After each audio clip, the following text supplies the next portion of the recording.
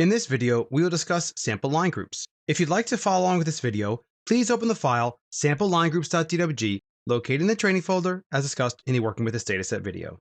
A sample line cuts across an alignment and can be used for creating cross-sections. You can use styles to control how sample lines are displayed in a drawing, as well as their associated labels. Once created, they are placed in a sample line group. Let's discuss how to create them. To create a sample line group, simply navigate to the Profile and Section Views in the Home tab, Sample Lines. When you are prompted to select an alignment, you can select it in the drawing. However, if you right-click, you can choose it from a dialog box. Let's go ahead and choose our Bypass 1 alignment, and go ahead and click OK. This opens up the Create Sample Line group. In here, you can give it a name, define styles, and define the data sources that you'd like to sample. Let's give it a unique name called For Cross Sections. The reason we're giving this a specific name is that sample lines are also used for volume calculations. Those volume calculation sample lines do not need to plot section views, but you need to create a sample line group for them. So we'll just simply call this one For Cross Sections. We'll go ahead and make sure we pick the road sample line, and we'll make sure we use the section name label. Let's take a look at that label style to see what it actually is going to do. If we click on the drop down here, we'll see the Edit Current selection. In the Label Style Composer, navigate to the Layout tab, and let's verify what's going on here. What this is going to do, if you click on the Contents category and click on that ellipsis button, you'll notice that this property is going to actually dynamically read the sample line station value. The default styles in Civil 3D typically have the sample line name, which will only show you the station name when you create the actual sample line. If you ever move or modify that sample line, it'll maintain that initial station value as its name and will not update the label. Click Cancel and cancel again. Now let's look at the data sources we want to sample.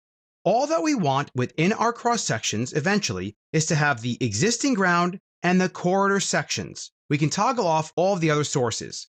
Let's toggle off FG. We will eventually add in the pipe network, but for now, we're going to turn these two off. And let's toggle off the Bypass 1 and the subgrade surface as well. If you want to be able to control the layer with the Layer Freeze command for the different sources, you may want to set the section layer. The style will control the subcomponents of each of the different objects, and the code set style will control the subcomponents of each of the different links, points, and shapes within the section. However, if you want to just globally turn them off, sometimes it's nice to have them go on their own layer.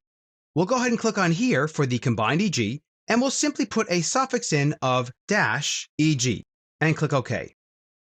Then for the corridor section, we'll go ahead and click on that one and give it a suffix of -P and click OK. Change your style to a View-Edit style for the corridor section, and then go ahead and click OK. You'll notice these sample line tools appear, and you are now prompted with the jig to define a station for your first sample line. Let's look at the different options available to creating sample lines. If you look at the drop down here, you'll notice you can do a range of stations, add a station by simply clicking in the drawing, from your corridor model stations, pick points in the screen, and select an existing polyline. If we look at the Select Existing Polyline and zoom in here, you'll notice that we have created a polyline which will show the existing grade of this driveway. This is sometimes a good idea if you're not doing intersection design, but you want to show the proposed grade of this driveway here because it's an industrial drive. We'll go ahead and select the polyline, and of course, as you can see, it's a perpendicular line which then goes at the center of our driveway.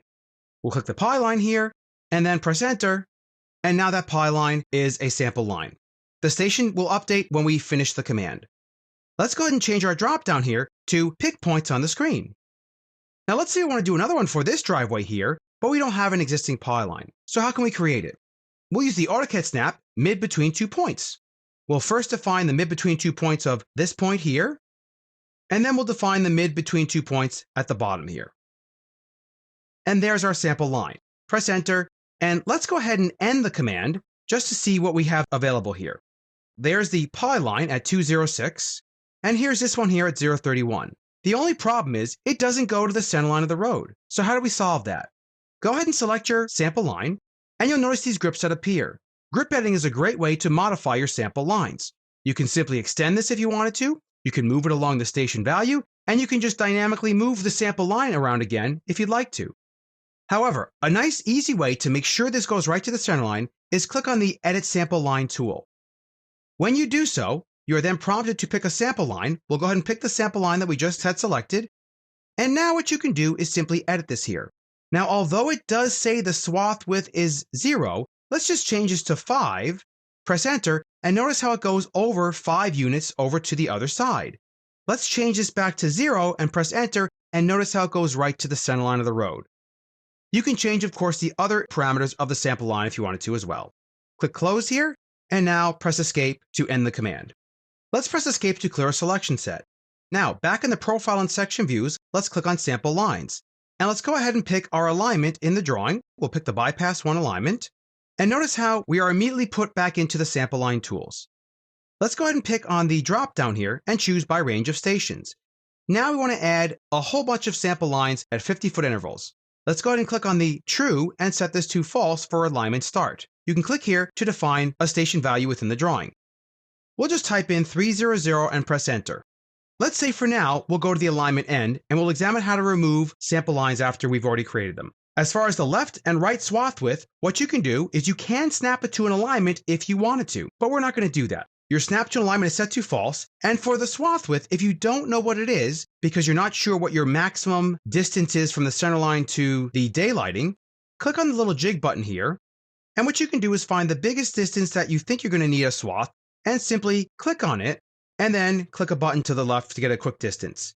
Let's go ahead and say we want a distance of 100 feet. So we'll do 100, press enter, and we'll do the same thing for the right side as well.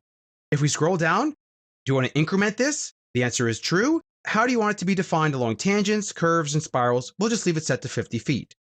Do we want additional sample lines at the range start, end, at the PCs, PTs, etc.? Go ahead and set these to true for each of these, just so we can see sections at each of those station values. And then we'll go ahead and click OK.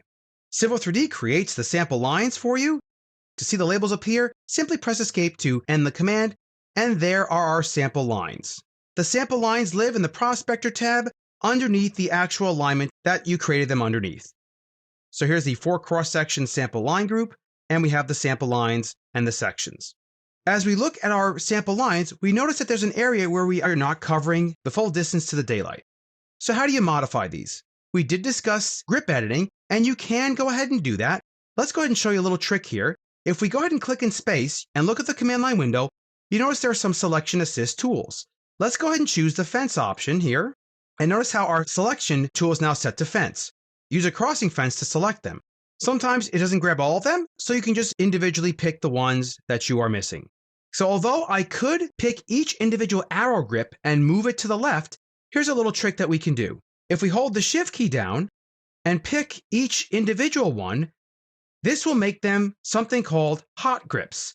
This is standard AutoCAD functionality. What you can then do is simply pick any one of them and it'll automatically modify each of those grips to now cover the swath into the daylight area. And you can manipulate the rest of these as you see fit. Press escape to clear your selection set. Now that we have sample lines and a sample line group, how do you make modifications to all of them? For instance, let's say we chose the wrong style for our sample lines, or we forgot to add in a source. You do not need to change each individual sample line. You can simply select one of them and navigate to the sample line group properties. If you click group properties, you can then go in here and change globally each of the different group labels, the sections to see what style gets used for all of them, the section views as well if we had any, which we do not have any just yet, and so on. If you want to be able to sample more sources, click on the Sample More Sources button here, and let's say we now want to add in the Storm 1. Click Add, and now it'll globally add them into each individual sample line. Click OK, and now that source is added to the sample line group. Click OK, and there's our sample line group, and we're ready to cut sections.